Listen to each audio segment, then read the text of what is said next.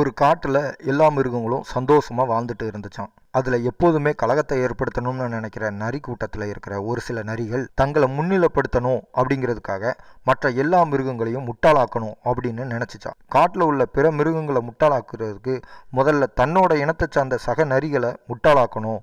அதுக்கு இவங்க என்ன சொன்னாலும் நம்புற மாதிரி ஒரு பிம்பத்தை உருவாக்கணும்னா அந்த இனத்தோட உணர்ச்சிகளை தூண்டணும் அப்படின்னு நினைச்சுதான் அதை கச்சிதமாகவும் செஞ்சு முடிச்சுதான். அதுக்காக நாம எல்லாம் நரிகளே இல்லை, நாம தான் சிங்கங்கள், இந்த காட்டோட ராஜா, நமக்கு இனி இந்த நரிங்கிற பட்டம் தேவையில்லை, நாம தான் இந்த காட்டை ஆண்ட பரம்பரை. ஆனா இடைக்காலங்களில் நடந்த அரசியல் சூழ்ச்சியினால நம்மளை நரிகளா மாத்திட்டாங்க அப்படின்னு சொந்த இனத்தை சேர்ந்த மற்ற நரிகளை நம்ப வச்சுதான். அதோட மட்டும் இல்லாம இனிமே எங்களை நரிகள் அப்படின்னு கூப்பிடுறவங்க நாக்க அறுப்போம் அப்படின்னும், இந்த நரிகள் பட்டத்தில் இருந்து வெளியேறது தான் நமக்கான விடுதலை அப்படின்னும், நரிகள் அப்படிங்கிறதுனால நமக்கு கிடைக்கிற சலுகைகள் எதுவும் நமக்கு வேண்டாம், சிங்கமா இருந்தே வேட்டையாடி சாப்பிடுவோம் அப்படின்னு நரிகள் எல்லாத்தையும் நம்ப வச்சது. இந்த நரிகள் அப்படின்னு நம்மளை கூப்பிடுறதே நமக்கான இழுக்கு அப்படின்னு அந்த நரிகள் கூட்டத்தை நம்ப வச்சதுனால அந்த நரிகள் கூட்டத்தில் இருக்கிற மற்ற நரிகளும் மற்ற மிருகங்கள் கிட்ட தேவையில்லாத பிரச்சனைகளை இழுத்துக்குச்சான். இதனால